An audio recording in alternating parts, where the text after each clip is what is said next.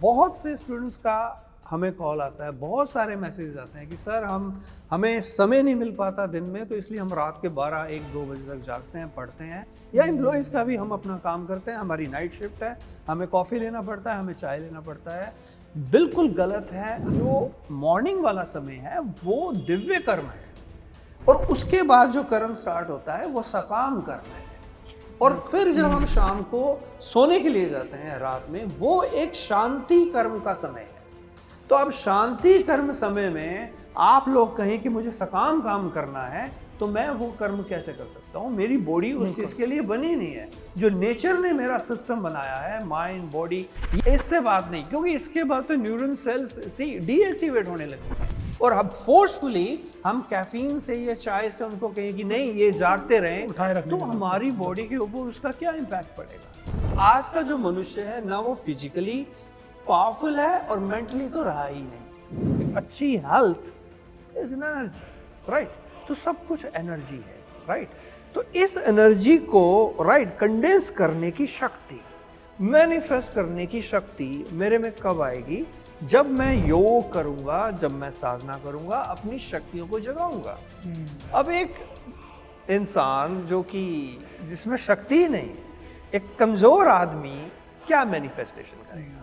Right, I am sorry to say, but maximum लोग को जो है वो पशु भाव में अपना जीवन व्यतीत करते हैं और वहीं के वहीं मर जाते हैं। तो बेसिकली साइंस जो है वो विकास की तरफ, उसका जो कदम है वो होना चाहिए, ना कि विनाश की तरफ। मतलब करप्ट सिस्टम बना दिया है। Education system is absolutely nonsense system. Monkeys से कहा जा रहा है कि आप स्विमिंग करके दिखाओ, और मछलियों से कहा जा रहा है आप पेड़ पे चढ़ के दिखाओ। How this is possible? हर बच्चे का अपना अपना टैलेंट है। कोई मैथ्स में ज़्यादा इंटेलिजेंस रखता है, कोई म्यूजिक में ज़्यादा इंटेलिजेंस रखता है, जिसकी मोटर स्किल्स बहुत ज़्यादा हैं, कोई स्पोर्ट्स में ज़्यादा अच्छा कर सकता है। तो उनको क्यों फोर्स किया जा रहा है कि इंग्लिश में भी अच्छे मार्क्स हों, मैथ्स के अंदर भी अच्छे मार्क्स हों, सोशल स्टडीज़ के अंदर भी अच्छे? मतलब व्हाट इज दिस नॉनसेंस? उसको प्रेम क्यों नहीं सिखाया जाता? उसको ध्यान क्यों नहीं सिखाया जाता? इसी का जो वजह है कि आज हमारे देश में रेप हो रहे हैं, मर्डर हो रहे हैं, सो मैनी, इतने सारे साइबर क्राइम्स और दुनिया भर की चीज़ें हैं। देखिए, वैदिक युग से अंकित जी जो फर्स्ट 25 ईयर्स वो सेलिबेसी होते हैं, फिर 25 ईयर्स के बाद से ग्रस्त जीवन है जी, फिर नेक्स्ट 25 वानप्रस्थ, और फिर नेक्स्ट संन्यास। बहुत नमस्कार, स्वागत है आपका। मैं हूं अंकित और आप देख रहे हैं इंडिया नाउ एंड हाउ। और आज हमारे साथ हमेशा की तरह एक बहुत खास मेहमान है। एक ऐसे मेहमान है जो बहुत ही मल्टीपल स्फेयर्स में काम कर रहे हैं, गिनीज रिकॉर्ड होल्डर हैं। उन्होंने हेल्थ, लाइफस्टाइल और साधना के ऊपर काम किया है। वो उनको मेमोरी जीनियस कहा जाता है। मैं जिनसे आपकी इंट्रोडक्शन करा रहा हूँ वो हैं वीरेंद्र मेहता। वीरेंद्र सर, आज जुड़ने के लिए इंडिया नाउ एंड हाउ से बहुत बहुत धन्यवाद। Thank you so much Ankit ji for inviting me. और शुरू करते हैं उस छतरी की जिसके बारे में आपने बात करी है, स्ट्रेस की। एक इतना बड़ा गुब्बारा है लेकिन उसके अंदर इतने सारे टूल्स हैं। हम आपसे जानना चाहेंगे कि उस गुब्बारे को कैसे फोड़ें और अच्छे तरह से कैसे जिएं। दो चीजें आज के इस मॉडर्न इरा में नीड है, स्ट्रॉन्ग नीड है। एक शक्ति का नीड है और एक शांति का नीड है। क्यों? क्योंकि वो जो वातावरण है आज का, जो एटमॉस्फेयर है जिसके अंदर वो सांस ले रहे हैं, वो बहुत पॉल्यूट हो चुका है।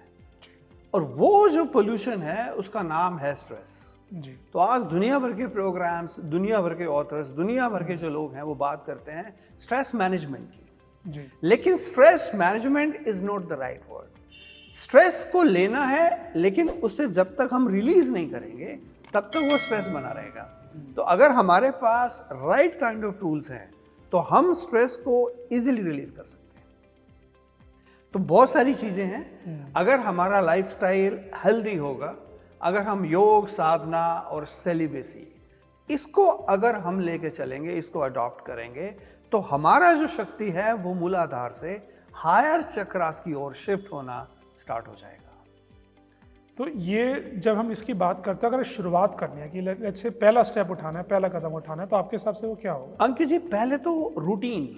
आज की जब मैं रूटीन की बात करता हूँ, इसमें स्टूडेंट्स कवर हो गए, इसमें कॉर्पोरेट एम्प्लॉइज कवर हो गए। उनका रूटीन ही इतना करप्ट है।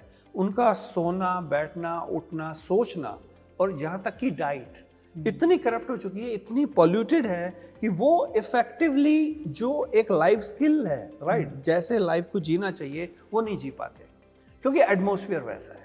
तो इसमें बहुत सारे चेंजेस हैं जो उनको करने पड़ेंगे। एक क्वालिटेटिव चेंज उनको अपनी पर्सनैलिटी के अंदर लेके आना पड़ेगा।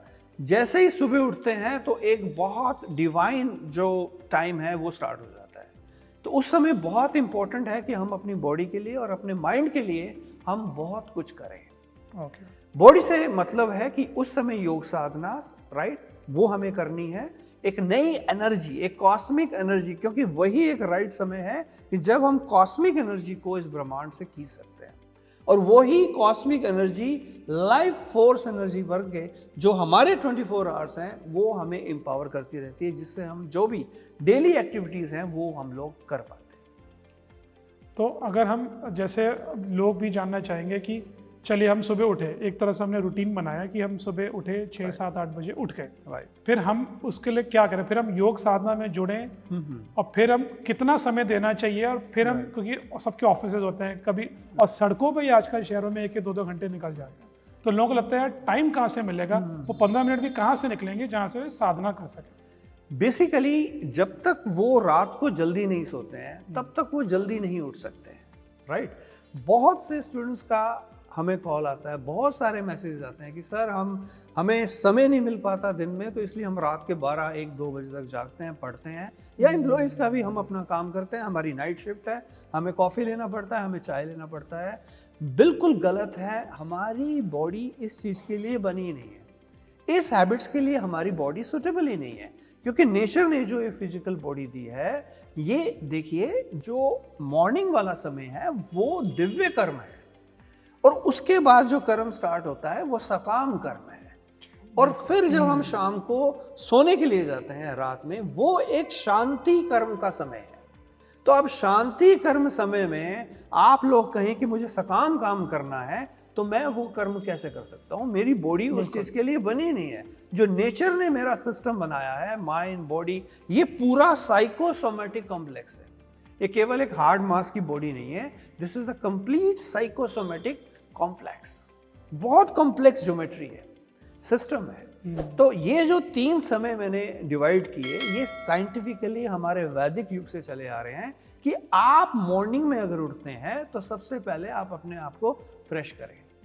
फ्रेश इन द सेंस आप थोड़ा सा वार्म वाटर लें, राइट, उठें, फ्रेश हों। उसके बाद आप योगा के लिए जाएं, मॉर्निंग वॉक, जो भी करना है आपको, आसन, प्राणायाम, जो भी आपको एक्सरसाइजेस करनी है वो करें। क्योंकि अगर जब तक देखिए एक्सरसाइजेस योग का इम्पैक्ट है, उसी से ही जो हैप्पी हार्मोन्स हैं या ऐसे केमिकल्स हैं जो हमारी बॉडी के लिए जरूरी हैं, उनका रिलीज होना इट्स वेरी इंपॉर्टेंट। उसके बाद हम अगर सकाम कर्म में जाएंगे, क्योंकि जितनी कॉस्मिक एनर्जी चाहिए हमें उन सब कर्म से मिलेगी। एक साधना की हम अपने चैनल पे बात करते हैं, लाइक श्री विद्या साधना जी, राइट। तो वो एक ट्रांसफॉर्मेशन प्रोसेस है जिससे जो एनर्जी, जो शक्ति है जो हमारे मूलाधार चक्र पे, उसको हम हायर चक्रास की तरफ कैसे एक्टिवेट करें, कैसे शिफ्ट करें। तो वो जब ये साधना करते हैं, बिल्कुल स्टेप बाय स्टेप हमारा कोर्स भी है, सारी मैथोडोलॉजी हमने उसके अंदर बताई है कि ये लाइफस्टाइल, श्री विद्या लाइफस्टाइल अगर आप अडॉप्ट करते हो तो आपका जो मॉर्निंग का समय है वो एक दिव्य कर्म बन सकता है। आप कैपेबल हैं उस चीज़ के लिए, राइट। तो उसके बाद आप ब्रेकफास्ट करके और फिर सकाम कर्म के लिए निकलेंगे, क्योंकि वो एक युद्ध का मैदान है। उस समय आपको एनर्जी जो है वो लगानी है। तो इवन जो अब नाइट शिफ्ट कॉर्पोरेट एम्प्लॉइज हैं, वो सभी लोग कहते हैं कि सर हमारी तो नाइट शिफ्ट है, हम क्या करें, कैसे करें। बिल्कुल। तो ये एक सामाजिक प्रॉब्लम है, एक सोशल प्रॉब्लम है। जो ओनर्स हैं कॉर्पोरेट के, मैं उनको भी यहाँ पे रिक्वेस्ट कर रहा हूँ कि आप ये सिस्टम चेंज करें। हद 11, इससे बात नहीं, क्योंकि इसके बाद तो न्यूरॉन सेल्स डीएक्टिवेट होने लगी हैं। और अब फोर्सफुली हम कैफीन से या चाय से उनको कहें कि नहीं ये जागते रहें, तो हमारी बॉडी के ऊपर उसका क्या इम्पैक्ट पड़ेगा। तो सबसे बड़ा बेसिक जो नीड है इस लाइफस्टाइल के लिए वो यही है कि आप जो काम है वो दिन में हो, डे लाइट में हो। लेकिन जब शांति कर्म करना है, मुझे जब योग क्रिया करना है, राइट, निद्रा, योग निद्रा के लिए जाना है, एक शांति कर्म है, तो उस चीज़ के लिए हमारा बॉडी बना है, तो हमें उस चीज़ के लिए जाना चाहिए।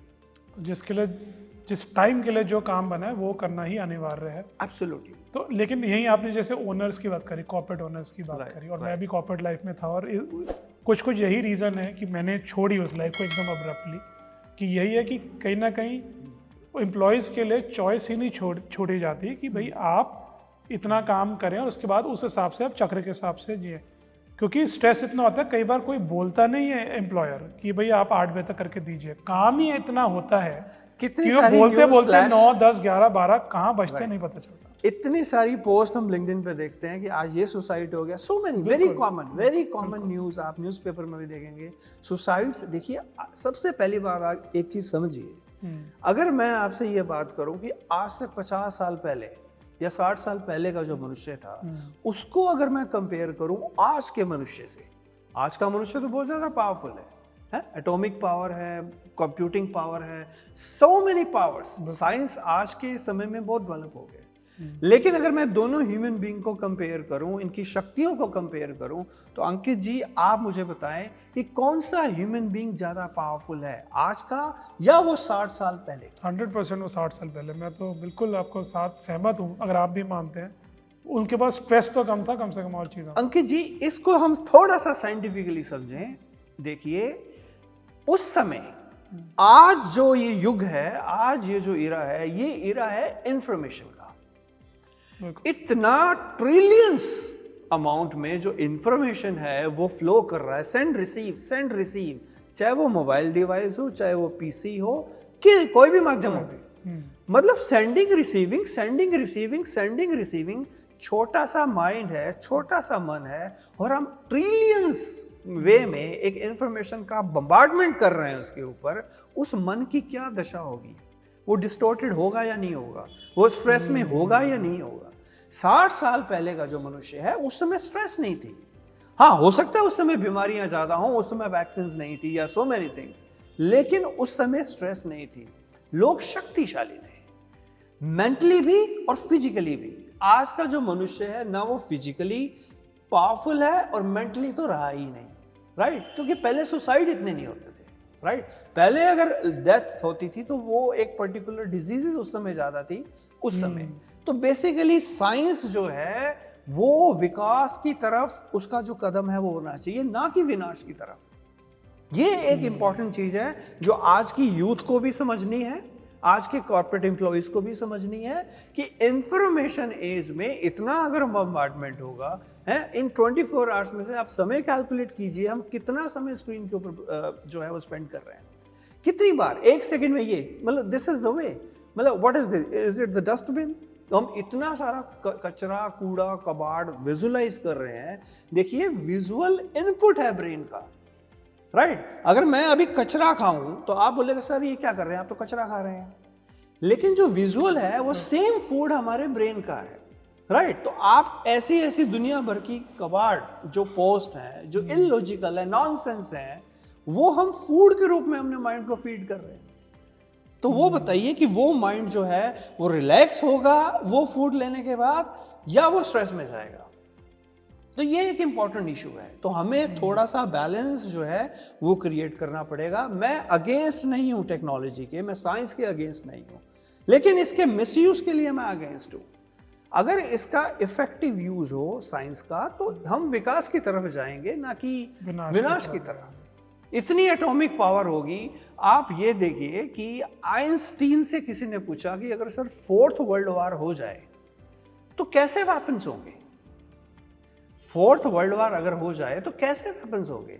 आइंस्टीन ने कहा वो धनुष्यबाण होगा, भाला होगा, लाइक दिस, जैसे आदिवासी पहले यूज करते थे। उन्होंने कहा वो कैसे? कहता 3rd के बाद कुछ बचेगा ही नहीं ना, राइट? तो बेसिकली देखिए आज सबसे पहले इसका जो सोल्यूशन है वो है हमारा एजुकेशन सिस्टम। जो चीजें पढ़ानी चाहिए, आज जिस टॉपिक पे हम और आप बातचीत कर रहे हैं यहाँ पे आराम से बैठ के, यही चीजें स्कूल में सिखाई जानी चाहिए जो कि नहीं सिखाई जानी चाहिए। मतलब करप्ट सिस्टम बना दिया है। Education system is absolutely nonsense system. Monkeys से कहा जा रहा है कि आप स्विमिंग करके दिखाओ, और मछलियों से कहा जा रहा है आप पेड़ पे चढ़ के दिखाओ। How this is possible? हर बच्चे का अपना अपना टैलेंट है। कोई मैथ्स में ज़्यादा इंटेलिजेंस रखता है, कोई म्यूज़िक में ज़्यादा इंटेलिजेंस रखता है, जिसकी मोटर स्किल्स बहुत ज़्यादा हैं, कोई स्पोर्ट्स में ज़्यादा अच्छा कर सकता है, तो उनको क्यों फोर्स किया जा रहा है कि इंग्लिश में भी अच्छे मार्क्स हों, मैथ्स के अंदर भी अच्छे मार्क्स हों, सोशल स्टडीज़ के अंदर भी अच्छे, मतलब व्हाट इज दिस नॉनसेंस। एक बच्चा अपनी धारणाएं, अपना मन, कितने करोड़ों जन्मों का अपना वो माइंड जो है वो लेकर के आया है, राइट। कितने उसमें चेंजेस हैं, कितनी उसकी इच्छाएं हैं, कितनी एम्बिशंस हैं, वो किस चीज़ को अचीव करने के लिए आया है, और हम फोर्सफुली उसको वो चीज़ सिखाना चाहते हैं कि जिसको वो सीखने में इंटरेस्टेड ही नहीं है, और उसमें 10, 12, 15 साल लगा देते हैं। 10-15 साल वो अपना पूरा करियर देखिए आप। तो मैं कोई सरकार के अगेंस्ट नहीं बोल रहा, ठीक है, गवर्नमेंट इंप्रूव कर रही है लेकिन बहुत स्लो रिदम के साथ। और ये वर्ल्ड ओवर एक्चुअली यही है, वर्ल्ड वाइड ऐसा है। अभी तो न्यू एजुकेशन पॉलिसी आया है, अभी तो थोड़ा थोड़ा ऑप्शन रखा है कि मैथ्स है, इजी वाला ले सकते हैं या डिफिकल्ट वाला ले सकते हैं। तो ये चीज बहुत पहले हो जानी चाहिए थी, और अब तो बहुत ज्यादा फॉरेन कंट्रीज के कम से कम एजुकेशन सिस्टम तो बहुत रिफाइन है, कोई ज्यादा उनको फोर्स नहीं, नो बैक स्कूल्स हैं, राइट। कोई भी कंप्यूटिंग बुक्स हैं उनको स्कूल में ही अरेंज करवाई जाती है, एजुकेशन इज टोटली फ्री। तो ये एक बड़ी समस्या है। अगर हम अपने एजुकेशन सिस्टम को वैदिक रूप से थोड़ा सा मोल्ड कर दें, क्योंकि मैं वैदिक गुरुकुल की बात कर रहा हूं, वो एक ही गुरुकुल होता था जहां पे so many arts, I think 64 arts बच्चे को सिखाई जाती थी, कि जंगल में जाना है, लकड़ियां तोड़ के लेके आना है, तुझे स्विमिंग करना है, तुझे हॉर्स राइडिंग करना है, राइट, मतलब सो मैनी, तुझे सफाई करनी है, राइट। बहुत सारी आर्ट्स थी अराउंड 64 जो उस वैदिक काल में बच्चों को सिखाई जाती थी। आज का जो एटमॉस्फेयर है वो 64 कलाएं तो दूर, रट्टा सिस्टम, रोट मेथड, राइट, 4-5 किताब बच्चे के हाथ में पकड़ा दी गई है, क्वेश्चन भी उसमें से आते हैं, आंसर भी वही आता है, और टीचर को बोला गया है कि भैया ये जो फैक्ट्स हैं आपको रटवाने हैं, मतलब बच्चे का अपना ओनली मेमोरी बेस। हालांकि हमारा काम मेमोरी पावर बढ़ाना है, मैं अपने ही अगेंस्ट बोल रहा हूं कि ठीक है, memory is the one skill, लेकिन what about the intelligence, right, what about उसकी जो समझ है वो हम क्यों नहीं विकसित कर रहे। हम केवल उसका मेमोराइजिंग के ऊपर कॉन्सेंट्रेट कर रहे हैं, क्यों? उसके अंदर एक इंटेलिजेंस जो होना चाहिए, सोचने समझने की पावर, उसको प्रेम क्यों नहीं सिखाया जाता, उसको ध्यान क्यों नहीं सिखाया जाता? इसी का जो वजह है कि आज हमारे देश में रेप हो रहे हैं, मर्डर हो रहे हैं, सो मैनी, इतने सारे साइबर क्राइम्स और दुनिया भर की चीजें हैं। तो बेसिकली जो चीज सिखानी चाहिए वो आज नहीं सिखाई जा रही। इनफैक्ट अगर आप ही की बात से ले, और आपने अभी मेमोरी की भी बात करी और हमने हर चीज़ की बात करी, इंटेलिजेंस की बात करी, तो अगर एक अजम्पशन अगर हम लेते हैं कि एक बच्चा इंटेलिजेंस को बढ़ाना चाहता है, तो कहीं ना कहीं वो मेमोरी पे वापस आएगा कि किसी तरह से मेरी मेमोरी बढ़ जाए या शक्ति बढ़ जाए। देखिए, वैदिक युग से अंकित जी जो फर्स्ट 25 ईयर्स है वो सेलिबेसी को देंगे, फिर 25 ईयर्स के बाद से गृहस्थ जीवन है जी, फिर नेक्स्ट 25 वानप्रस्थ, और फिर नेक्स्ट संन्यास। तो बहुत साइंस है इस चारों सिस्टम के पीछे, एक साइंस है जो चल रही है कि फर्स्ट 25 ईयर्स सेलिबेसी है। सेलिबेसी का लोग जो है बहुत अलग मतलब जो है वो निकालते हैं। तो बेसिकली मेरे कहने का मतलब है कि हमारे अंदर परमात्मा ने बहुत सारी जो शक्तियां हैं वो गिफ्टेड की हैं, बहुत सारी शक्तियां, लेकिन उनका सही हिसाब से जो प्रयोग है वो सेलिबेसी से ही आ सकता है। तो सेलिबेसी के लिए सबसे पहले जो टूल है, the most important tool to gain celibacy is Shri Vidya sadhana. तो इनफैक्ट अगर ये हो जाए और 25 साल तक अगर कोई कर ले, बिकॉज स्टूडेंट लाइफ आपकी 25 साल तक मोर और लेस काफ़ी हद तक खत्म हो जाती है, तो अगर ये भी जैसा आप कह रहे हैं ये हो जाए, तो एक बहुत बड़ा चैप्टर जो है वो इजी हो जाएगा एक आदमी की लाइफ का। और जो सबसे बड़ा विशेष कारण है जो बहुत सारी प्रॉब्लम्स की जड़ है वो पॉपुलेशन। तो अभी आप ये सोचिए कि ये जो रूम है या हॉल है, राइट, इसमें 50 बंदों का फूड है और इसके अंदर 1000 लोग आ जाएं, तो एक महीने बाद हम क्या एक्सपेक्ट करते हैं? डेड बॉडीज मिलेंगे, क्योंकि हर एक को जीना है ना, हर एक को जीना है तो वो कैसे जिएगा? दूसरे को मारेगा तो जिएगा। बिल्कुल सेम चीज है सर, जगह जो है वो 50 बंदों की है लेकिन 1000 लोग हैं, रिसोर्सेज को कैसे मैनेज करेंगे? कुछ ऐसे लॉज गवर्नमेंट को लेके आने चाहिए ताकि पॉपुलेशन को कंट्रोल करें। जो इतनी बूस्टअप 140 करोड़ प्लस होने वाली है, धीरे धीरे 150-160 करोड़ हो जाएगी, तो ये समस्या है।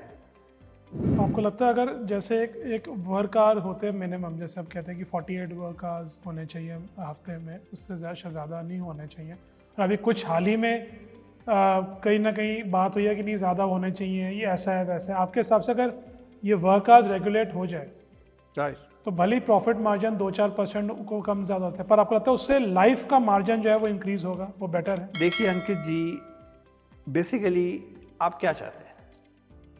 क्वालिटी ऑफ लाइफ की इंप्रूवमेंट चाहते हैं। राइट, क्वालिटी लाइफ मिल गई, आप बहुत बंगलोज आपके पास आ गए, बहुत सारी गाड़ियां आ गई, अल्टीमेटली क्या चीज मिलेगी?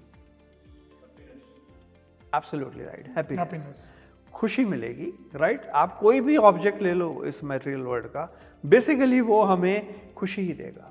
राइट, तो आज हैप्पीनेस इंडेक्स आप देख लीजिए बाकी कंट्रीज का कितना है और हमारे देश का कितना है। देखिए बहुत सारी चीज़ें, ये तो हम माइंड की बात कर रहे थे, हमने फॉरवर्ड माइंड की बात करी, इंटरकनेक्शन ऑफ माइंड की बात करी, एक सबकॉन्शियस माइंड भी है। राइट, अब सबकॉन्शियस माइंड ऐसा है कि वो कूड़ा है, वो अच्छा है, वो सब पकड़ लेता है।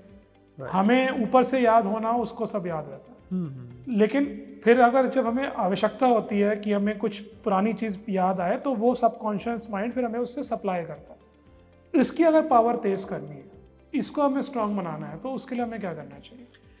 देखिए बहुत सारे जन्म हुए हैं अंकित जी, बिल्कुल, और हमारा जो प्रोग्रामिंग है वो बहुत सारे पिछले बर्थ से स्टार्ट है। प्रोग्रामिंग बहुत सारे साइकिक इंप्रेशन, पॉजिटिव भी और नेगेटिव भी, वो हमारे सबकॉन्शियस माइंड में अटके हुए हैं, वही ऑब्स्टिकल्स है। तो जब तक इन साइकिक इंप्रेशंस को, ये नेगेटिविटी को हम रिलीज नहीं कर देते, तब तक ये जो समस्या है वो बनी रहेगी। तो कैसे रिलीज करें, कैसे क्लीनलीनेस, कैसे क्लीन करना है सबकॉन्शियस माइंड को, वो साधना से ही पॉसिबल है। राइट, तो हम जब तक उसको रिलीज नहीं करेंगे, बेसिकली लोग जो है दबा लेते हैं चीजें, चाहे वो काम का भाव हो, चाहे वो क्रोध का भाव हो, चाहे वो लोभ का भाव हो, उसको दबा लिया जाता है। लेकिन बेसिकली हमें ये सीखना है कि हम उसको रिलीज कैसे करें। तो जब उन इंप्रेशंस को हम रिलीज ही नहीं करेंगे, तो सबकॉन्शियस माइंड तो वो कूड़ा करकट जो है उसमें भरता रहेगा। तो फिर हम कैसे मुक्त हो सकते हैं? राइट, बेसिकली साधना ही एकमात्र जरिया है जिससे हम शांति, अल्टीमेट जो पीस है, माइंड पीस है, जिसको हम अचीव कर सकते हैं। तो जब से आपने योग चक्र की भी बात करी थी, तो योग चक्र से कैसे इसको कनेक्ट कर सकते हैं? क्योंकि कई सारे लोग अब देखना चाहेंगे, आपके कोर्सेज को भी समझना चाहेंगे, तो योग चक्र में ऐसा क्या है जिससे लोग उसको समझें और फिर उसके बाद इसको अमल करें, इसको देखकर? बहुत सारे लोग अंकित जी बात करते हैं कि ये चक्र एक्टिवेट हो जाए तो कौन से देवी देवता प्रकट हो ये जाएंगे, कुछ पॉइंट्स इधर से कुछ हो जाए, कोई ऊर्जा आ जाए, सुपर ह्यूमन बनेंगे, नहीं बनेंगे, पता नहीं ये चक्र एक्टिवेट हो गया तो मैं पता नहीं क्या बन जाऊंगा। इतनी सारी गलत फहमियां हैं, मतलब कुंडलनी को लेके, ये जग जाए तो पता नहीं क्या से क्या हो जाएगा, मतलब सो मैनी। मैं फिर से दो ही शब्द को दोबारा से लेके आ रहा हूं, एक शक्ति और एक शांति, दोनों पैरेलली हमें चाहिए। मैं बिल्कुल कॉन्सेप्चुअल बात कर रहा हूं, रूट बेस्ड बात कर रहा हूं। कॉन्सेंट्रेशन जो है वो शक्ति है, कॉन्सेंट्रेशन से हमें शक्ति मिलेगी। राइट, अगर इस संसार में जीना है, विजयी होना है, सारा कुछ प्राप्त करना, गेन करना है, सारा मटेरियल गेन करना है, तो वो किससे हम गेन कर सकते हैं? शक्ति से। शक्ति मुझे मिलेगी कॉन्सेंट्रेशन पावर से। राइट, अब अगर हम बात में आए परमात्मा प्राप्ति या सेल्फ रियलाइजेशन, बहुत सारे वर्ड्स हैं, सेल्फ अवेयरनेस, वो क्या है? तो वो शांति है। शांति, जब मैं अंदर से शांत हूं, जब कोई थॉट ही नहीं है, कोई स्ट्रेस ही नहीं है, तो उस समय मैं तुरीय अवस्था में हूं। लोग स्वप्न अवस्था, जागृत अवस्था, स्लीपिंग मोड, राइट, ये तीन अवस्था की बात करते हैं, बेसिकली हमारी यही है। तो जो फोर्थ अवस्था है, फोर्थ का मतलब ही तुरीय है। राइट, उस समय जब हम शांत हैं, एब्सोल्युटली हम शांत हैं, देयर इज नो थॉट, तो वो एक तुरीय अवस्था है। तो उस समय जब हम शांत हैं, तो हम उस समय उस कॉस्मिक इंटेलिजेंस के साथ कनेक्टेड हैं। राइट, उस समय वो कॉस्मिक एनर्जी हम ले रहे हैं, और वो भगवता जिसकी मैं अभी बात कर रहा हूँ, द गॉडलीनेस, हम भर गए हैं उस गॉडलीनेस से। तो बेसिकली हमें यही आर्ट सीखने के लिए हमारा जो जन्म है वो हुआ है। हम शांत कितने हैं, बस ये पैरामीटर है जो गॉड से रिलेटेड है या भगवता से रिलेटेड। आपके हिसाब से अगर जो भी इस जनरेशन की बात करें, और मैं बच्चों की नहीं बात कर रहा, मैं सबकी बात कर रहा हूँ, जो आज जो 2024 में और 2025 में कदम रखने वाले हैं, अगर मैं उनकी बात करूँ तो आपके हिसाब से उनको एक मूल मंत्र आप दें? दोनों चीजें सिखानी पड़ेंगी, ध्यान भी और प्रेम भी, राइट। कंसंट्रेशन भी सिखाना पड़ेगा और शांत कैसे हुआ जाता है वो भी सिखाना पड़ेगा, राइट। प्रेम नहीं है ना, हर कोई सेल्फिश है, हर कोई सेल्फिश है। ये एक प्रोग्रामिंग है, सेल्फिशनेस की जो प्रोग्रामिंग है, इससे मजा ही नहीं आ रहा, मतलब we are not enjoying. True, बिल्कुल, राइट। अगर मैं इमेजिन कीजिए कि एटमॉस्फेयर ऐसा है जहाँ सभी लोग अपने हैं, हम सभी से प्रेम कर रहे हैं, अनकंडीशनल लव कर रहे हैं, पूरा प्रेम कर रहे हैं, तो उस समय कैसा मतलब अच्छा लगेगा, मीन्स कैसे वो जो गॉडलीनेस है वो हम देख पाएंगे। तो बेसिकली आज के इस समय में इन दोनों चीज़ों का जो नीड है वो स्ट्रांग है। ये चीज़ें जब एक्टिवेट हो जाएंगी, लोग ध्यान का पार्ट सीख जाएंगे, प्रेम का पार्ट सीख जाएंगे, तो शक्ति और शांति उनके जीवन में आएगी। क्योंकि आपने इतने अच्छे से अपने आप को और अपने स्ट्रक्चर को, बॉडी को, माइंड को कंट्रोल कर रखा है, तो कोई हैरानी की बात नहीं है कि आपने गिनीज बुक में, या अब तो खैर बुक भी नहीं बोलते, गिनीज वर्ल्ड रिकॉर्ड में अपना नाम दर्ज किया हुआ है। तो वो मेमोरी की जो शक्ति है, हालांकि मैं ये कहूँगा कि सब लोगों ने देखा है वीडियो सर की, सब जानते हैं, लेकिन एग्जाम्पल के तौर पे आपने पूरी की पूरी डिक्शनरी आपने याद करी है, पेज नंबर के साथ याद करी है। आप मतलब आपने कई बार बच्चों के सामने आपने नंबर्स लिखवाए और आपने पूरे के पूरे एक बस नज़र देख के आपने ये सारे के सारे पता नहीं शायद 80-90 नंबर्स आपने याद कर लिए। देखिए ये शक्ति किसी को अगर सीखनी है तो कैसे सीख सकता है? बहुत आसान है, बहुत आसान है। कोई भी व्यक्ति, कोई भी बच्चा इस आर्ट को सीख सकता है, राइट। मेमोराइजिंग की आर्ट है, basically is nothing but the law of association, right. तो अगर हम अपने ब्रेन को ट्रेन करें, राइट, जो अभी मैं बता रहा था, योग साधना, श्री विद्या साधना, या हम अपनी डाइटरी चेंजेस लाते हैं, हम योग क्रियास करते हैं, ये चीज़ हमारा मेमोरी जो है, एक जो बेस है हमारी मेमोरी का, वो स्ट्रॉन्ग बनता है। तो सेकेंडली कुछ मेथड्स हैं लाइक वैदिक मेमोरी मेथड्स, राइट, जो कि चीज़ों को एसोसिएशन, जब तक हम किसी चीज़ को एसोसिएट करके याद नहीं करेंगे तब तक वो हमारे सबकॉन्शियस माइंड में नहीं जा सकती। तो बहुत ब्यूटीफुली मैं इसको एक्सप्लेन कर सकता हूँ। अगर पेन हो एक तो आप मुझे दे दीजिए। बिल्कुल। मुझे ये बताना था कि ये इंफॉर्मेशन है, ओके, राइट। ये कोई भी इंफॉर्मेशन हो सकता है जिसको मुझे याद करना है। तो परमात्मा ने सबको 5 सेंस ऑर्गन्स जो हैं वो दिए हैं। आइज दिए हैं, नोज दिए हैं, हम स्मेल कर सकते हैं, राइट, हम टेस्ट कर सकते हैं। 20 हर्ट्ज और 20 किलो हर्ट्ज का जो फ्रिक्वेंसी, राइट, जो नॉइज़ है वो हम सेंस कर सकते हैं। तो ये अपने आप में पावर्स हैं, राइट। तो अगर हम एक सेंस ऑर्गन का यूज़ करें खाली, तो क्या इस इंफॉर्मेशन को हम पिक कर पाएंगे? नहीं कर पाएंगे। हम 1 या 2 सेंस लगाएंगे, लेकिन तब भी जो ग्रिप है वो इतना स्ट्रांग नहीं है, राइट। तो अगर ये पांचों सेंस ऑर्गन्स हम लगा के इस इंफॉर्मेशन को इम्बाइब करें या मेमोराइज करें, रिटेन करें, now it becomes a strong connection, right. तो फोटोग्राफिक मेमोरी इस पूरा का पूरा ये 5 सेंस ऑर्गन्स के यूसेज के ऊपर बेस्ड है, राइट।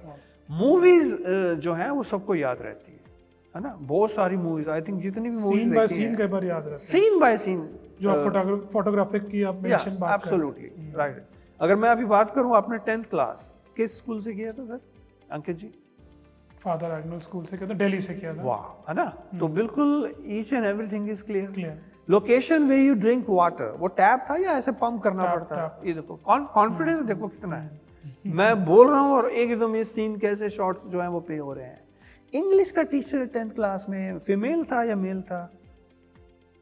शायद फीमेल थी, शायद फीमेल थी। स्पेक्स लगाते थे वो या नहीं लगाते? कॉन्फिडेंस देखो, है ना।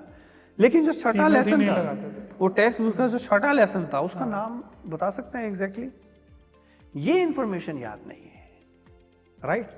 तो ये बात प्रूव होता है कि जो भी हमारा ब्रेन, ये जो भी हम ऑब्जेक्ट्स, जो भी हम टच कर पा रहे हैं, ये पेन को मैं टच कर सकता हूँ, इस चेयर को मैं टच कर सकता हूँ, ये वॉल को मैं टच कर सकता हूँ, मेरा ब्रेन खाली इन ऑब्जेक्ट्स को समझ सकता है, राइट। लेकिन जो एब्स्ट्रैक्ट चीजें हैं, राइट, जैसे वो लेसन का नाम है, राइट, वो एब्स्ट्रैक्ट है, वो कैसे याद रहेगा?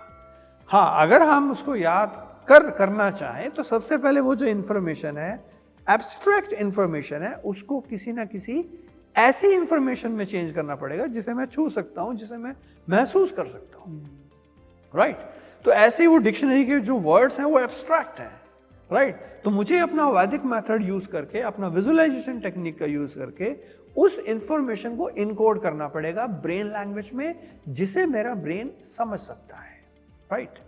तो जब तक मैं सपोज कीजिए वर्ड इज लेबोरियस, राइट?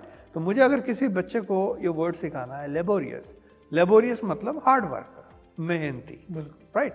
तो वो बच्चा, एक तो मेथड है कि वो रट्टा लगाए, laborious hard worker, laborious hard worker. लेकिन अब उसको मैं एक पिक्चर अगर उसके माइंड में विजुअलाइजेशन करवाऊं कि बेटा एक लेबर है, आप विजुअलाइज करो, और बोरी, उसके हाथ में उसने बहुत बड़ी बोरी उठा के रख रहा है और काफी सारी बोरियां, 50 बोरी इधर से उधर रख रहा है। तो जो इतनी बड़ी बोरी उठा पा रहा है means that labour is laborious.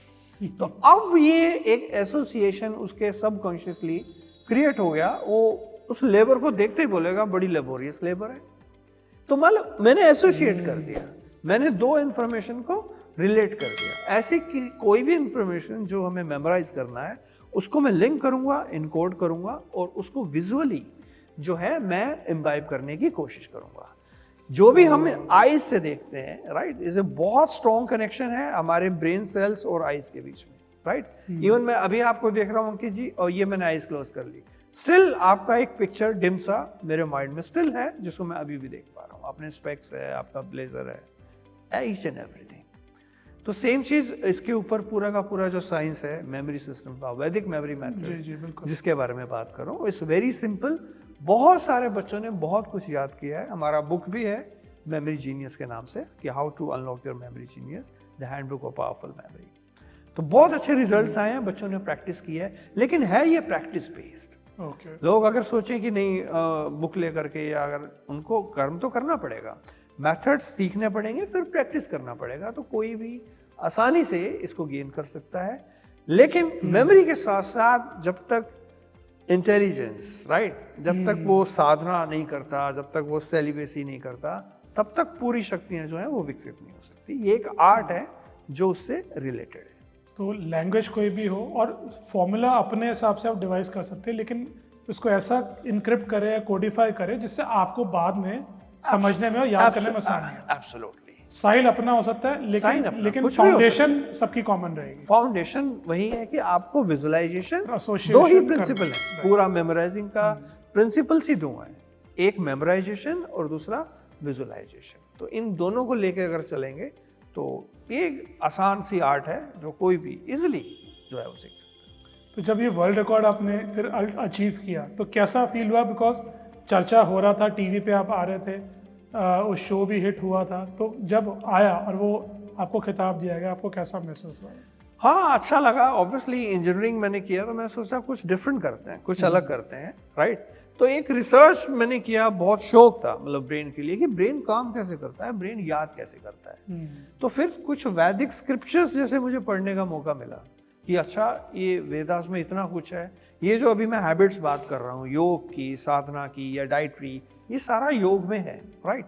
तो उसको थोड़ा सा अगर हमने लिया, समझा, राइट, और थोड़ा ब्रेन के बारे में जो साइकोलॉजी, एक मनोविज्ञान है, इसके बारे में काफ़ी सारी की जो किताबें हैं मैंने पढ़ी, तो इंटरेस्ट बन गया। तो मैंने कहा चलो एक कुछ हट के करना चाहिए, राइट? लेकिन मैं ये सबको नहीं कह रहा कि आप लोग ये करें, सबका अपना अपना गोल है, सबका अपना अपना इंटरेस्ट है। लेकिन हाँ, ये एक अच्छी आर्ट है मेमोराइजिंग का, बच्चों को सीखना चाहिए, राइट? उनके काम आ सकती है कॉम्पिटिटिव एग्जाम में बहुत जल्दी। लेकिन स्टिल मैं इस एजुकेशन सिस्टम में बिल्कुल बिलीव नहीं करता, क्योंकि comparison, why there is a need of comparison, right?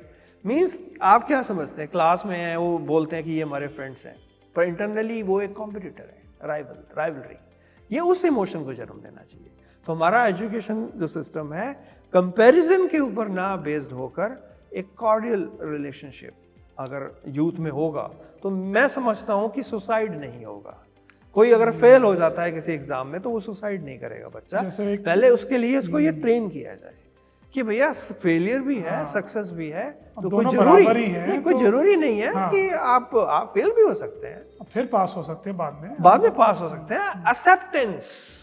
आज के बच्चों में एक सहनशीलता नामक शब्द नहीं है वोकैबुलरी में, और दूसरा एक्सेप्टेंस, स्वीकार भाव। ये दो चीजें आज सबसे पहले स्कूल में सिखाई जानी चाहिए। जैसे 3 इडियट्स मूवी में सही कहा था कि आपको सबके रिजल्ट्स एक साथ पब्लिक डिस्प्ले नहीं करना चाहिए, अलग अलग से बता दो, ऑब्वियसली। तो वो मेरे से इम्पैक्ट कम करेगा। अगर कुछ बुरा भी है सिस्टम ही नहीं होना चाहिए। क्या जरूरत है, मैं उसको कह रहा हूँ कि आपके 90 मार्क्स आए, आप ग्रेडिंग सिस्टम रखो, राइट? क्योंकि 70 to 90 जिसका भी वो ए ग्रेड में है, ऑल आर हैप्पी। जैसे पहले डिवीजन होता था बहुत हाँ, साल, हमारे division फादर है। मदर के टाइम भी होता था, first division, second division, third division. नहीं, वैसे कर भी रही है सीबीएसई जो कि है, वो ऐसा इस चीज होगा, को कर करना रही है एजुकेशन सिस्टम को, कि ग्रेडिंग दिया जाए। प्राइमरी तक देखिए आप ग्रेड दिया जाता है, कोई पर्टिकुलर मार्क्स नहीं, तो एक अच्छा सिस्टम है। ये थोड़ा सा दोबारा प्यार मोहब्बत तभी तो रहेगा। जब हम दोनों एक क्लास में हैं सर, मेरे आपके 90% आ रहे हैं, मेरे 50% आ रहे हैं, ऑब्वियसली एक जो इमोशन है कंपटीशन का, आप दोस्त नहीं, आप तो दुश्मन हुए सबसे बड़े। बिल्कुल, इंटरनली तो दुश्मन हुए, राइट? मुझे अच्छा लगेगा आपकी जॉब लग गई और मैं अनएम्प्लॉयड रह गया। अगर सिर्फ एक स्पेसिफिकली कोटा की बात करूँ, जहाँ शायद हज़ारों लाखों स्टूडेंट जाते हैं और वो एक चैम्बर सा बन चुका है, बिकॉज अच्छी पढ़ाई हो रही है लेकिन कंपटीशन एक्सट्रीम हो चुका है। तो अगर एक कोटा के लिए अगर आप एक संदेश देते हैं या आपको बोलते हैं कि अगर आप उनकी जगह होते, आप मान लीजिए कोटा को देख रहे होते, तो आप क्या करते और क्या बदलते वहाँ पर? सबसे पहली बात है कि मैं अपना कंपैरिजन किसी से नहीं करता, ठीक है? पास होंगे या फेल होंगे दैट डिपेंड्स। मुझे एक्सेप्ट करना आना चाहिए। अगर मैं एक्सेप्ट ही नहीं कर पा रहा, राइट, अब जो सिस्टम है वो सिस्टम है, मुझे एक्सेप्ट करना पड़ेगा, राइट ना? ठीक है, मैं अपना कर्म कर रहा हूँ, अपनी कोशिश कर रहा हूँ उस चीज़ को गेन करने के लिए। तो जरूरी नहीं है कि 100% मैं सक्सेसफुल हो जाऊँगा। तो फेलियर भी सिखाएं, कोई जरूरी नहीं है कि एक केवल मटेरियल। देखिए, life is a multi dimensional entity, बहुआयामी जीवन है। इस पूरे रूम में बहुत सारे डायमेंशंस हैं, हवा भी है, बेसमेंट भी है, थिकनेस भी है, तो लाइफ के बहुत सारे हैं। तो कोई जरूरी नहीं है कि लाइफ के सभी आयामों में हम टॉप में पहुंच जाएं। अगर हेल्थ है, हेल्थ भी जरूरी है, वेल्थ भी जरूरी है, फैमिली भी जरूरी है, स्पिरिचुअलिटी भी जरूरी है, मेंटल पीस भी जरूरी है। तो कोई जरूरी थोड़ा है कि जो बहुत ज़्यादा वेल्दी है उसके पास हेल्थ भी होगा ही होगा, फैमिली में वो जो प्रेम है वो होगा ही होगा, राइट? आज देखो कॉर्पोरेट लाइफ में कितना अफेयर चल रहा है, लोग पति पत्नी से खुश नहीं, पत्नी पति से खुश नहीं, राइट? लव ही नहीं है, फैमिली वैल्यूज जो लव होना चाहिए वो नहीं है। तो केवल वेल्दी होने से बात नहीं बनी। हाँ, it's one of the important dimension, मैं इसको डिनाई नहीं कर रहा, लेकिन सारे की सारी ये चीज़ें इंपॉर्टेंट है ना। ये सारा बहुआयामी जो है वो जीवन है, और सभी आयाम की अपनी अपनी वैल्यू है।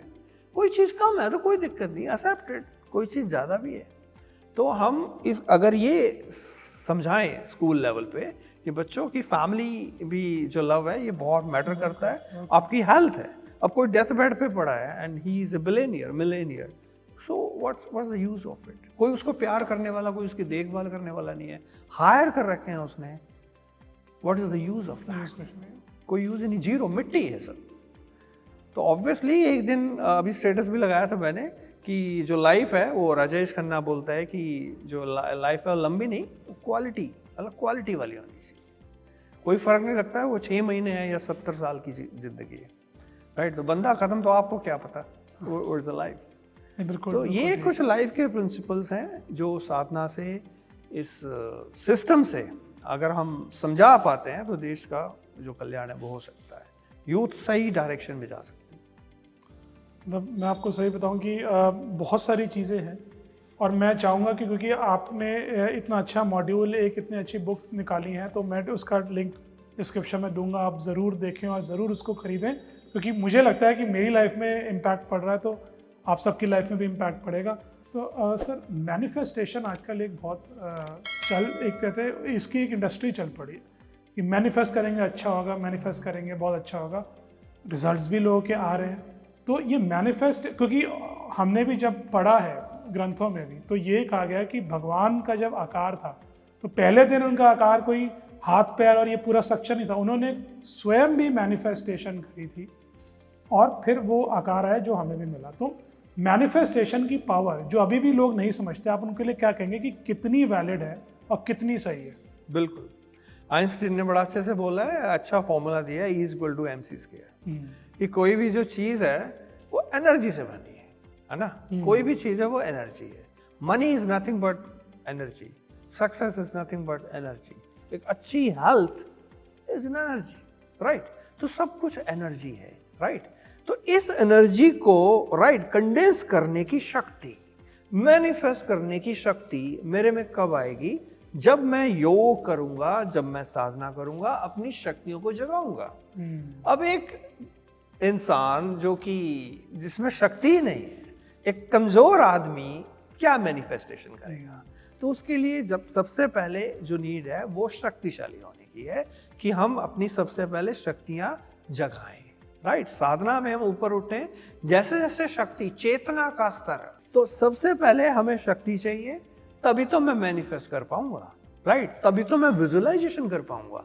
तो visualization I think is the language of God, it's the language of godliness. तो जो भी मैं यहाँ विजुअलाइज करता हूँ और महसूस करता हूँ, वो जो वाइब्रेशंस महसूस कर रहा हूँ, बेसिकली हम 24 आवर्स क्रिएट कर रहे हैं। हम क्रिएटर हैं सर, हम क्रिएटर, हम 24 आवर्स मैनिफेस्ट करते रहते हैं, राइट। अब हम ये देखिए कि हम इन 24 आवर्स में फील, जो अंदर की जो फीलिंग है वो क्या है? That is an input, that is an input to our manifestation machinery, right. हाय, मुझे दुखी नहीं होना, मुझे दुखी नहीं होना। Basically what I am going to do, I am going to invite dukha, right. मैं सुखी हूं, कोई नेगेटिव शब्द ही नहीं है, राइट। कोई नेगेटिव शब्द ही नहीं है। मैं परम स्वस्थ हूं। अगर मैं कहूं कि ये भगवान मेरी सारी बीमारियां दूर कर दे, तो what I am invoking? I am invoking bimari, I am invoking disease.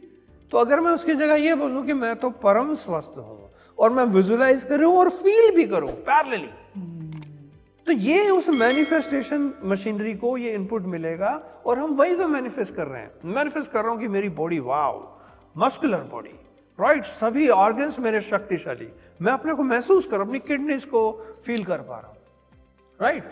तो ये जो योग निद्रा की मैं अभी बात कर रहा था, इट्स अ वंडरफुल एक्सरसाइज। सबको मैं कहता हूँ, आप वीडियोस भी हमारे चैनल पे हैं, तो ऑडियंस को भी कह रहा हूँ कि आप उसको देखिएगा। तो पूरा प्रोसेस है, बेसिकली उसमें रिलैक्स किया जाता है। हम अपने पाँव को कभी फील करते हैं? अपने पाँव को, अपनी पूरी चेतना हम अपने अंगूठे में लेके जाएं, पाँव के अंगूठे में धीरे धीरे उस चेतना को उठाएं, फिर अपनी पिंडलियां, फिर थाई में लेके आए, फिर स्टमक में लेके आए, यहाँ लंग्स में लेके आए, कंधों में लेके आए, आईज, ब्रेन, राइट। ओम का जो उच्चारण होता है उसमें, तो एक एक बॉडी ऑर्गन को हम फील करें, राइट। और उसमें इमेजिन करें, मैनिफेस्ट करें कि वो जो कॉस्मिक एनर्जी है मेरे हर एक ऑर्गन में जा रही है और जिससे मुझे हीलिंग हो रही है, मेरा हर एक ऑर्गन जो है वो हील हो रहा है। तो ये एक मैनिफेस्टेशन टेक्निक है, राइट। तो ये तभी तो मैं कर पाऊंगा जब मेरे अंदर शक्ति होगी। पर अगर मैं पहले से ही कमजोर हूँ, राइट, ब्रेन में तो मेरे चल रहे हैं 36,000 थॉट्स, तो मैं अपनी चेतना ये पाँव में कैसे लेके जाऊं? तो मैं बात कर रहा था पशु भाव की। तो मैक्सिमम लोग, right, I am sorry to say, but maximum लोग को जो है वो पशु भाव में अपना जीवन व्यतीत करते हैं और वहीं के वहीं मर जाते हैं। तो वो जो शक्ति है वो मूलाधार से है, और वो पशु भाव से पशुपतिनाथ भाव, पशुपतिनाथ शिव को बोला गया, तो शिव यहाँ शस्त्रार पे, राइट। तो धीरे धीरे जब ये चेतना ऊपर उठेगी, राइट, यहाँ अनाहत में आएगी, फिर विशुद्धि में जाएगी, फिर जो है हमारा आज्ञा चक्र है, और फिर शस्त्रार। तो चेतना जो है वो उठाना हमारा परम लक्ष्य है। दूसरा, आप लिखें। देखिए, जो फिंगर्स हैं, लिखने का डायरेक्ट कनेक्शन ब्रेन के साथ। रात में थोड़ा सा एक हैबिट डालें कि एक डिवाइन बुक या अपनी एक डायरी मेंटेन करें कि जो भी मैं लाइफ में चाहता हूं कि मेरे साथ हो, ऐसी ऐसी घटनाएं जो हैं वो घटित हों, कम इन राइटिंग। आप राइटिंग उसमें लिखिए कि ऐसा ऐसा हो गया है, ऐसा ऐसा हो गया है, राइट। तो रात को सोएंगे तो सबकॉन्शियस माइंड में वो चीजें जाएंगी। तो ये एक वंडरफुल मेथड है। तो राइट, जिस भी, देखिए, शब्द जो मैं निकाल रहा हूँ वो एक मंत्र है। लोग कहते हैं ना मंत्र शक्ति, मंत्र शक्ति। मैं कह रहा हूँ हर एक शब्द मुंह से निकला हुआ एक मंत्र है। तो हम मुंह से क्यों गालियां या क्यों नेगेटिव, नकारात्मक चीजें बोल करके नेगेटिव एनर्जी को इन्वाइट करें? हम क्यों नहीं सुंदर सुंदर शब्द बोल के, राइट वो हम ऐसा एक्सपेरिमेंट क्यों नहीं करते हैं? क्यों नहीं करते? राइट तो अगर मैं ओम नमः शिवाय, ओम नमः शिवाय, ओम नमः शिवाय, ओम नमः शिवाय, ओम नमः शिवाय, ये तो इरिटेशन होगा ना। अगर मैं बोलूँ कि ओम, एक हाँ, तो फीलिंग के थोड़ा साथ, फीलिंग के साथ राइट, होगा, हाँ, तो that is what the manifestation is. तभी तो मैं अच्छी हेल्थ को मैनिफेस्ट कर सकता हूँ या अच्छी वेल्थ को। तो उसके लिए सारा ही सिस्टम है, फीलिंग भी यूज करनी पड़ेगी, विजुअलाइजेशन भी यूज करना पड़ेगा, और चेतना जैसे जैसे ऊपर होती जाएगी मैनिफेस्टेशन जो भी चाहेंगे वो घटित हो जाएगा। नहीं, वाकई बहुत इंटरेस्टिंग लगा, और आई थिंक इसका इम्पैक्ट भी होगा। तो मैनिफेस्टेशन वर्क्स, लेकिन आप उस तरीके से करें जो वर्केबल हो। एक चीज़ हम ज़रूर बात करें, मोबाइल की लत, जो कहीं ना कहीं मुझे भी है। मोबाइल की लत ऐसी है कि जब आपने फिंगर्स की बात करी कि भाई पेन पकड़ने के काम आना चाहिए, लेकिन वो फिंगर्स जो है वो स्वाइप करने के ज़्यादा काम आती है आजकल। तो कैसे कम किया जाए, क्योंकि कई लोग चाहते हैं कम करें पर कर नहीं पाते, क्योंकि काम होता ही है। कई लोगों का सारा सिस्टम पे ही या कंप्यूटर लैपटॉप्स पे या फ़ोन पे ही काम होता है। कैसे उसको कोई तरीका है जो कम किया भी जा सकता है सेम काम को? राइट, देखिए स्मार्टफोन अनडाउटेबली एक बहुत इंपॉर्टेंट डिवाइस है, राइट। अभी मैं अगर आपका स्मार्टफोन लेके भाग जाऊं हाँ, तो 50% तो आप वैसे डाउन हो जाओगे, है, क्योंकि सारा जो इन्फॉर्मेशन है, मतलब यू आर डिपेंडेंट, आपके जो इंपॉर्टेंट कॉन्टेक्ट्स हैं। एक बहुत अच्छी डिवाइस है, एक पावरफुल डिवाइस है, लेकिन मैं ये कह रहा हूँ कि इसका यूज होना चाहिए, राइट। दूसरी तरफ अगर मैं ये बोलूं कि आप लोग फेसबुक लेके और 24 आवर्स हैं, लाइक इंस्टा या Facebook doing like this, doing like this, तो ये आपको डिस्ट्रॉय कर रहा है, ये फिर एडिक्शन का रूप ले लेगा। तो इसका अल्टीमेट यूज होना चाहिए। क्या किया जाए ऐसा? तो बच्चे को थोड़ा सा आप ट्रेन करें कि वो थोड़ा बाहर जाए, घर में आउटडोर गेम्स खेलें। उसका इंटरेस्ट अगर आप एक्टिवेट करें कि तो फुटबॉल खेल के आ, या कुछ क्रिकेट खेल के आ, या बाहर खेल के आ, थोड़ा उसका आजकल फ्रेंड्स ही नहीं है, वो ग्राउंड ही नहीं रहेगी, पॉपुलेशन बहुत ज़्यादा हो गई है, वो पार्क्स ही नहीं है घर के पास, वो बाहर कहाँ जाए? पड़ोसी की पड़ोसी से नहीं बनती है, प्रेम ही नहीं है, राइट। तो सबसे पहले ये कुछ समाज में चेंजेस करना पड़ेगा। जो आउटडोर गेम्स हैं उसकी तरफ बच्चे को मोटिवेट करें, खेलें, फिर धीरे धीरे धीरे इसका लेवल कम होगा। और एक टाइमिंग हो पर्टिकुलर। अगर हम 24 आवर्स लगे रहे, मैं मानता हूँ बहुत सारी चीज़ें डिपेंडेंट हैं, तो ये खुद ही हमें अपने आप को प्रोग्राम करना पड़ेगा, एक टाइमिंग बनाना पड़ेगा कि now this is the time to check WhatsApp message. मैं फिर से वही शब्द लेके आ रहा हूँ कि इंफॉर्मेशन बम्बार्डमेंट। तो गवर्नमेंट को इस बारे में सोचना चाहिए, इस इंफॉर्मेशन बम्बार्डमेंट को कम करना चाहिए। टेक्नोलॉजी है, ठीक है, इसका एक सिस्टम हो कि दिन में कितने सारे मैसेजेस एक बंदा देख पाएगा, तो इसका एक टाइम बाउंड जो है वो वेरी वेरी इंपॉर्टेंट, और हम जो भी देखें वो इंपॉर्टेंट हो।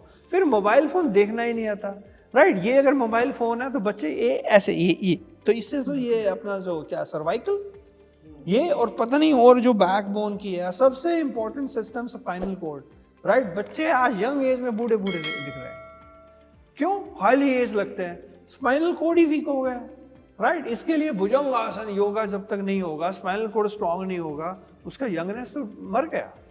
तो इस तरह से फोन देखते हैं, फोन को ये ऐसे देखना चाहिए, लाइक ये, दिस इज द वे।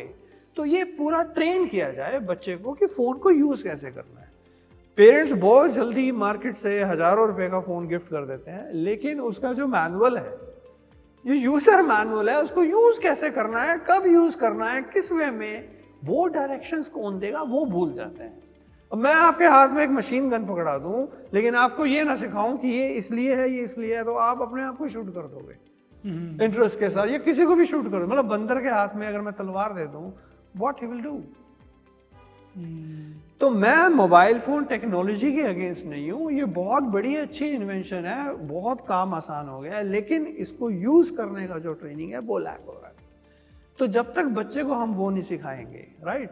तो ये कुछ प्रिकॉशंस हैं। साइबर क्राइम जो है आज जो मर्डर रेप हो रहा है वो कितना, वो 5 से 6% हो रहा है, बाकी 95% तो क्राइम उस पर साइबर लेवल पे हो रहा है। तो बच्चे टेक्नोलॉजिकली इतने एडवांस हो गए हैं, लेकिन वो उसका जो यूज है अल्टीमेट, वो किस चेंज में हो रहा है? क्राइम में। उसकी जो रूपरेखा वो क्राइम में बन रही है। तो बच्चों को अवेयर करें कि ये जो सिस्टम बनाया है ये सिक्योरिटी के लिए, इजीनेस के लिए, राइट, समाज को एक फैसिलिटेट करने के लिए बनाया है, ना कि समाज को ख़त्म करने के लिए या क्राइम बढ़ाने के लिए बनाया है। तो ये अगर चीज़ें आई थिंक फ़ोन पकड़ाने से पहले बच्चे को समझाई जाएँ या सिखाई जाएँ, तो मैं नहीं समझता कि फ़ोन एक ऑब्स्टेकल है, फिर फ़ोन एक स्टेपिंग स्टोन होगा जो सक्सेस की तरफ यूथ को लेके जाएगा। वीरेंद्र जी, बहुत मज़ा आया, फ्लो में इतना कुछ सीखा और खुद की भी गलतियां समझी, और आगे जो लोगों ने आई एम श्योर सुना होगा वो भी अपनी गलतियां समझ रहे होंगे और उसको इम्प्रूव करने की कोशिश करेंगे। Virendra ji, thank you so much, आपने टाइम दिया। अगेन मैंने जैसे बताया था बहुत बिजी स्केड्यूल है इनका, लेकिन हमारे लिए आपने टाइम निकाला आज, हमें बहुत अच्छा लगा, मज़ा आया और सीख लेके जा रहे हैं, और उम्मीद करते हैं जो भी देख रहा है वो भी सीख ज़रूर लेगा। जुड़ने के लिए आज बहुत बहुत धन्यवाद वीरेंद्र जी, हम आपसे टच में रहेंगे, फिर शायद आपको तंग करेंगे, और आज के लिए लेकिन बहुत बहुत धन्यवाद।